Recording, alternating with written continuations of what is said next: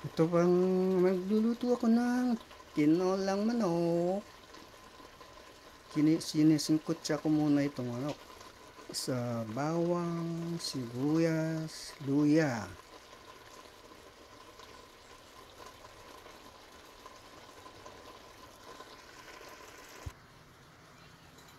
Ito yung dahon ng sili.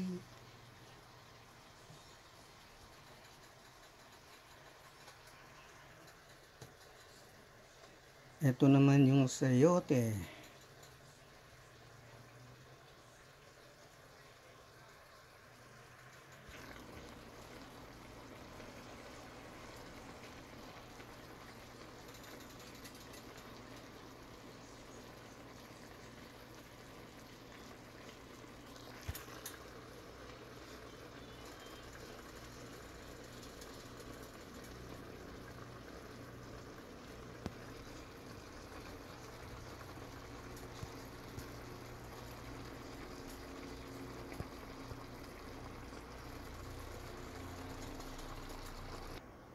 Ayan, nilagyan ko na ng tubig para may sabaw na. Papakuluin po muna natin ito bago natin ilagay yung sayote. Okay, tatakpan muna natin ng sandali.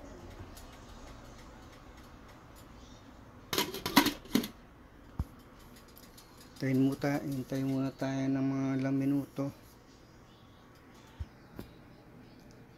Magic syrup, pampasarap, pampalasa. Ito ang tinatawag na magic syrup. Nilagay ko na yung 3 sili. Susunod ko na yung sayote. Ayan na, ilagay ko na yung sayote.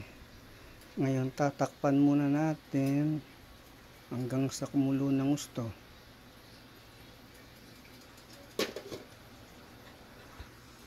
Ayan, tinakpan ko na para kumulo na at lalagay ko na yung ilalagay ko na maya itong dahon ng sili. Pagkatapos ilang minuto lang luto na. Kakain na tayo pag naluto na. Okay. Ang ginamit ko nga ho palang pansabaw dito ay yung pinaghugasan ng bigas. Yung pangatlong hugas. Yan ang ginamit kong pangsabaw. Masarap kasi yan eh. Medyo malinamnam. Yun ang lasa ko kasi ginawa ko na ito noon eh. Subukan nyo rin po yung pinaghugasan ng bigas, yung pangatlong hugas. Ilalagay na po natin itong magic syrup.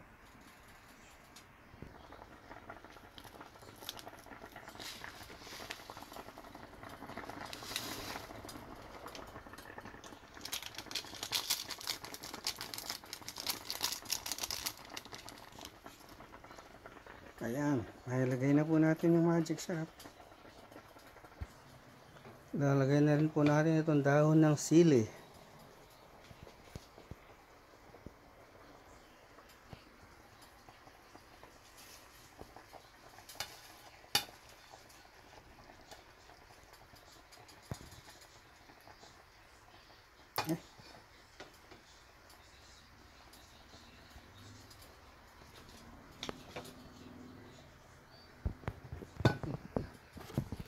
Ay nako.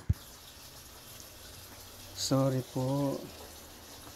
Mayroong lapses. At ngayon ay nailagay na po natin itong dahon ng sili. Hintayin na lang po natin ng kumulo, hanggat lumambot yung sayote. Tapos luto na.